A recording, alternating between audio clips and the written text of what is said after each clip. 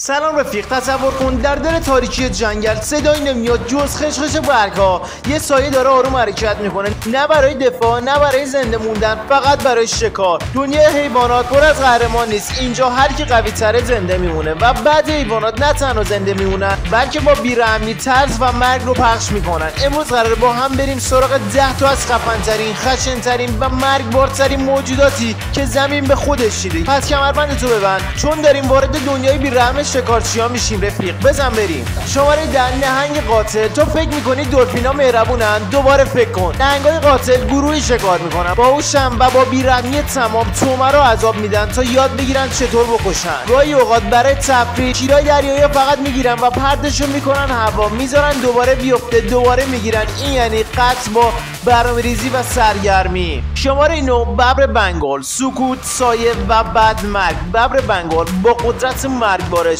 بی صدا از پشت به تومه نزدیک میشه، با یه ضربه محکم گردن رو میشکنه، خون رو جاری میکنه و تو چشماش هیچ اثری از ترحم نیست.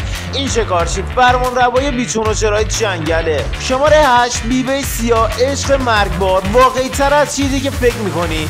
بعد از جفتگیری نر بخت برگشته تبدیل به غذای شب ماده میشه. باور میکنی؟ بیوه سیاه نه تنها شکارچی بی‌رحمیه بلکه خودش یه سم زنده است. یه نیش کافیه تا سیستم عصبی قربانی قفل بشه و بعد فقط تاریکی و درد باقی میمونه. شماره 7 شیر نر آفریقایی. پادشاهی بدون خون ممکن نیست. وقتی یه شیر نر جدید وارد گله میشه اولین کاری که میکنه چیه؟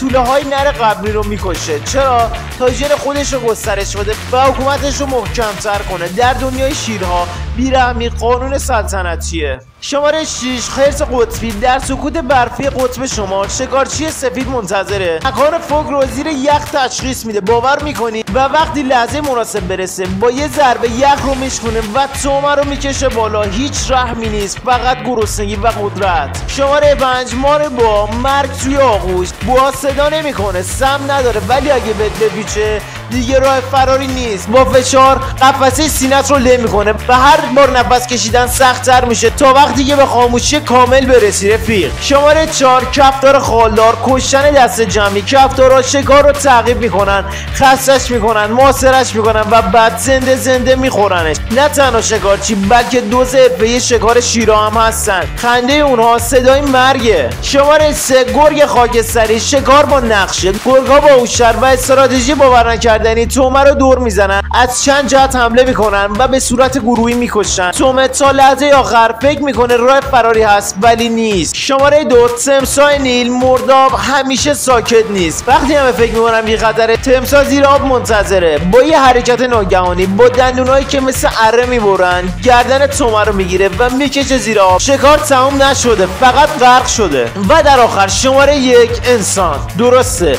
بی‌رحم‌ترین شکارچی‌های تاریخ خود ما هستیم. ما تنها موجوداتی هستیم که بدون نیاز، بدون گرسنگی و فقط برای لذت یا پول میکشیم. ما محیط رو نابود میکنیم، نسل‌ها رو منقرض میکنیم و حتی حیوانات این لیست هم از ما در امان نیستن. حالا که با این موجودات آشنا شدی بگو اگه یه روز مجبور بودی یکی از این شکارچی‌ها باشی کدوم انتخاب می‌کردی؟ یا بهتره بپرسم واقعا فکر می‌کنی بی‌رحم‌ترینشون کیه؟ نظرتو کامنت کن و بنویس و برای ویدیو مرموز خطرناک‌تر حتما سابسکرایب کن.